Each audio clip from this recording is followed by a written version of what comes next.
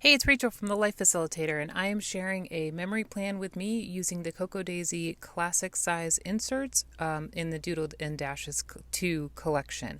Here I'm sharing how I've been using the Simple Dory to create my own little box deco pieces, and then also some of the papers from the Traveler's Notebook Memory Keeping Kit and the Classified Memory Keeping Kit. So I have already printed my photos, and I have printed them using a app called Print to Size. This allows you to print in a variety of sizes on one sheet of paper. And I have found recently that that's been very helpful because I am memory keeping in several formats. And so having the ability to put multiple sizes on one letter size sheet of paper, very helpful. You also saw me use the classic size Happy Planner box punch to punch out the pattern paper, and that's how I punched all of these squares. You don't have to use a punch. You could obviously use a paper trimmer. It's just, I don't know, there's something very satisfying about punching paper, and so any chance I get to use a paper punch, I will use it. So my goal for this design is to have a few of the photos, as you see, matted with paper, and then a few photos not matted, but those photos will have little titles under them using alpha stickers. So it'll, it looks a little bonkers right now, but I think it turns out really nice.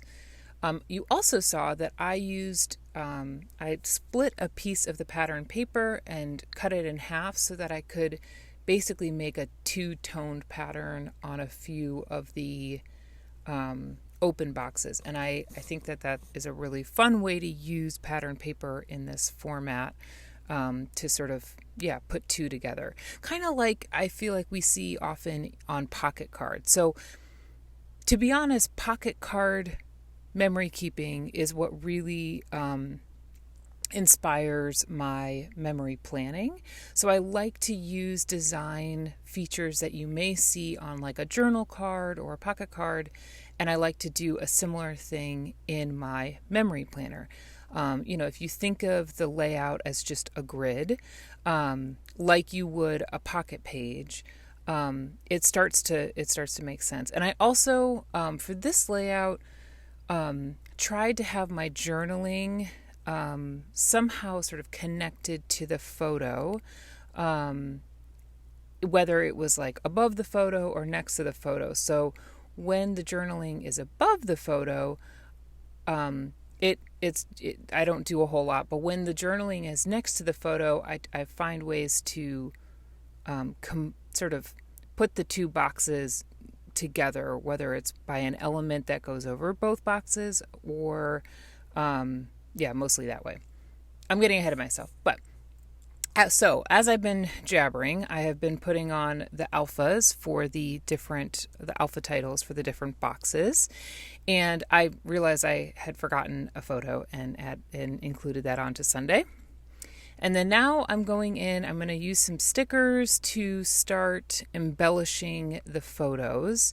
So for this photo, I used a little pumpkin, and it says smile because it was Halloween.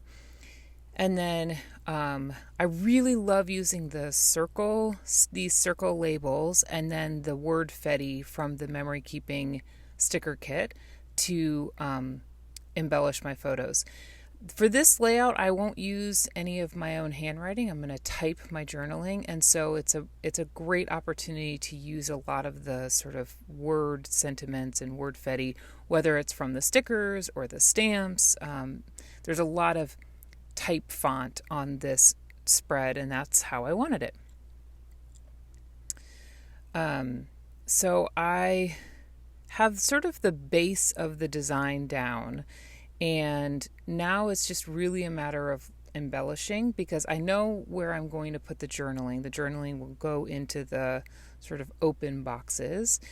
And so now I'm just thinking about how I want to decorate these decorative boxes. So Monday, it seemed like I can't imagine anything else working as well on Monday. That little hexagon looked so cute there.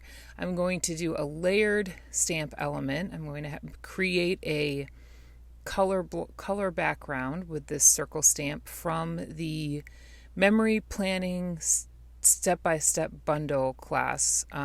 It had a stamp set with it, and I just this little like color block circle has been so helpful. I use it all the time, and layered that stamp on top, and then I will add some dimension to this floral foliage die cut. I just wanted, everything was very flat and I wanted something to sort of pop off the page, and so that floral element was perfect.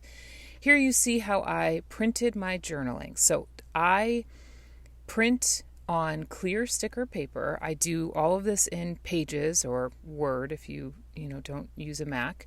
And each box is 1.4 in width and 2.25 in length. That is roughly the size of these boxes. Now, these boxes are actually 1.5 inch wide, but I like to make sure that when I do the type journaling, that it's a little bit, that it's not just going up to the edges of the boxes. And then I print a half letter sheet so that I can save the other half of the sheet. It's really hard for me to fill a whole letter size page of journaling. And so I trim my paper in half and print it half letter. So as you can see, as I'm adding the journaling, some of the boxes are for 2 sets of stories, and I am splitting up. I'm telling myself that it's 2 separate things by making them a little bit, putting a little bit of space between the stories, if that makes sense. And then I will embellish to create more of a divide. And I don't always do type journaling, but I felt like this layout was just perfect for it. Plus, using the classic size inserts, the boxes are they're not as wide as the Daisy Planner. And so I would not be able to get as much handwriting in the boxes because my handwriting is much bigger than this type font. I think the size of this font is like 9 or something. I could never write that small. Just thinking about the extra little bits that I want to add. So here's an example of how I created, I went outside the grid, and I'll do that a few more times in the spread. And I think that's what really did it for me. The spread was feeling super like in the box, and I just needed to get a little outside the box. And so you'll see that I'll do the same thing over on Friday and Saturday, and it helps to bring the journaling with the photo, because that journaling goes with that photo. Again, do kind of a similar thing on that bottom story as well. And then here's how I split up this box to split up the stories. I used a piece of washi and a rub-on. And then I knew I needed something for that Sunday decorative box, so I found a few word sentiments, which always are a win for me. I think, I can always find a way to use them. And they often have phrases that I wouldn't have thought to use, but are perfect for like whatever story I'm trying to tell.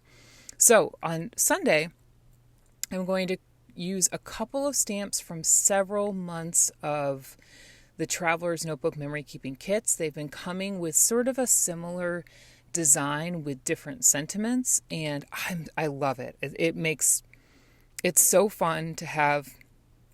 It's almost like I'm collecting like a series of similar stamps, and man, it just makes my heart happy.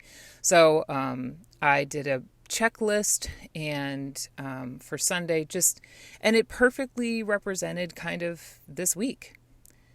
I'm going to wrap up the spread with this. almost fail of stamping Hello November. I thought I had an alpha. I thought I had a November sticker somewhere and I had used them all.